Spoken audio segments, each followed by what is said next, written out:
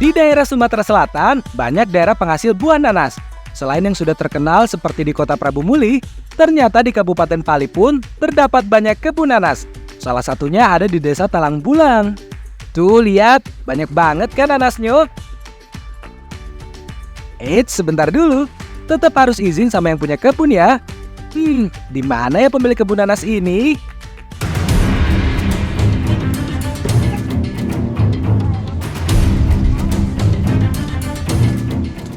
Ngapain nggak tuh? Hah? Curi nanas? Mau nanas, Pak. Nanas? Iya, Pak. Ya ngomong dulu sama yang tuannya. Oh, Bapak yang punya? Iya. Oh, Pak, mau ini, Pak, kita mau ngambil nanas, Pak. Yo, kalau gitu silakan, nggak apa-apa. Mantap, kita sudah dapat izin dari pemilik kebun. Langsung saja yuk kita panen buah nanasnya. Ayo serbu! Nanas merupakan jenis buah-buahan tropis. Yang namanya buah tropis pastinya cocok banget ditanam di wilayah tropis seperti di Indonesia. Kalau di daerah Talang Bulang, kebun nanasnya biasanya akan ditanami pohon sawit juga. Tujuannya apabila buah nanasnya belum berbuah, masih ada pohon sawit yang bisa dipanen. Jadi masih bisa tetap dapat penghasilan kan? Pak, kalau yang ini sudah bisa dipetik, Pak? Belum. Yang ini belum bisa dipetik? Nah, kalau untuk masa petik ataupun masa panen dari nanas itu sendiri, dia biasanya 1 tahun itu 2 kali panen. Dan juga untuk nanas yang udah bisa dipanen, ini contoh yang belum bisa nih, karena warnanya ini masih cenderung hijau dan belum menguning. Kalau yang udah siap dipanen, biasanya ukurannya lebih besar dan warnanya ini udah kuning banget. Oke, Pak, cari lagi ya, Pak, yang sudah bisa dipanen. Yuk.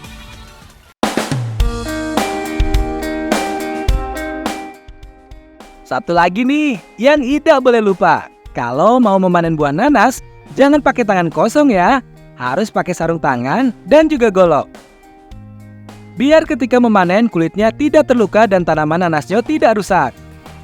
Biasanya petani nanas di daerah Talang Bulang ini tidak hanya memanen buah nanas yang berwarna kuning saja, tapi buah nanas yang hijau kekuningan juga ikut dipotong.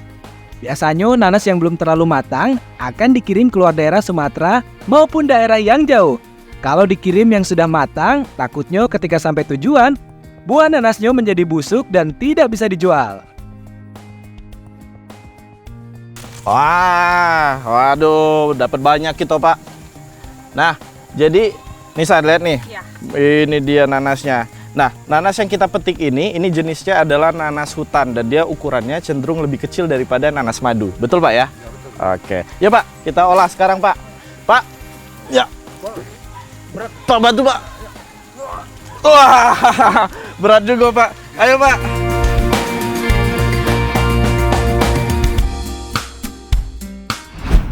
Anak negeri. Nah, tadi kita sudah cari nanas dan hasilnya sudah banyak. Artinya sekarang waktunya kita olah menjadi makanan yang enak dari Provinsi Sumatera Selatan. Kita bakal masak Malbi sambal nanas. Wih, mau nggak, Bu? Mau dong. Ayo, mau dah, yuk. Ibu mau? Oke, kalau gitu langsung aja kita masak. Seperti biasa, kita bagi-bagi tugas dulu ya. Soal sambal nanas, aku serahin ke Nisa. Kalau bumbu Malbi, kita serahin sama Alinyo. Malbi ini disajikan bersama sambal nanas pedas, lengkap dengan acarnya. Untuk sambalnya, kita pakai nanas yang tidak terlalu matang. Kalau terlalu matang, nanti sambalnya terlalu manis. Kita potong nanasnya jadi kecil-kecil ya.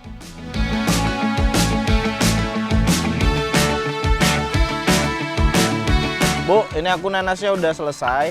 Biar aku yang bantu motong dagingnya ya, Bu. Memang paling pas kalau memasak Malbi itu menggunakan daging sapi khas dalam.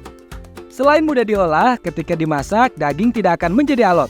Motong dagingnya jangan terlalu besar ataupun kecil. Cukup yang sedang-sedang saja ya. Hahaha.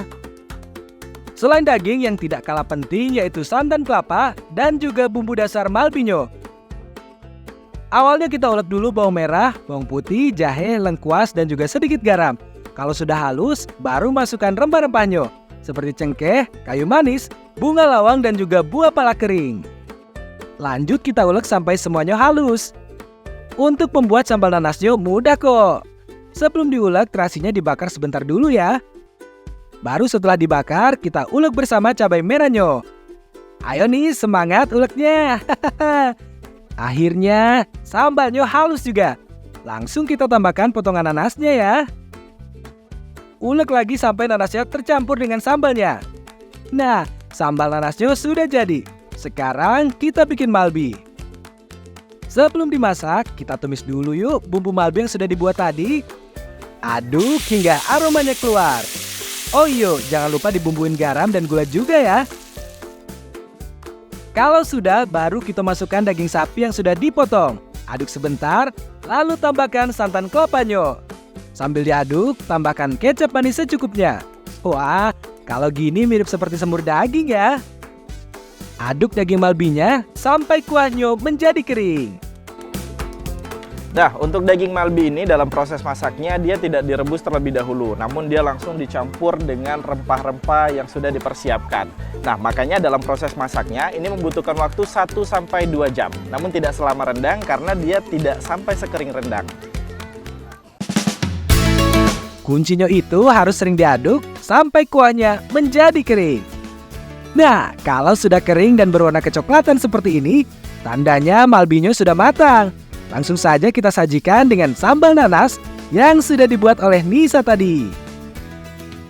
Malbi merupakan makanan yang biasa disajikan pada hari raya Idul Fitri, acara hajatan pernikahan, ataupun acara besar di Palembang, Sumatera Selatan. Makan malbi tidak pas pakai nasi putih ya, tapi diganti dengan nasi minyak atau nasi yamin. Tradisi makan orang Palembang, kalau ada malbi harus ada nasi minyaknya. Jadi tidak heran kalau malbi ini memiliki aroma yang khas dan mempunyai rasa manis, tapi kerasa banget rempah-rempahnya. Nah, jadi tadi nanasnya udah kita olah menjadi makanan pendamping dari malbinya. Kita jadiin sambal nanas dan juga ditemenin sama nasi samin. Ini udah paling mantep banget. Dan kalau untuk rasanya, gimana Bu? Lemak nian!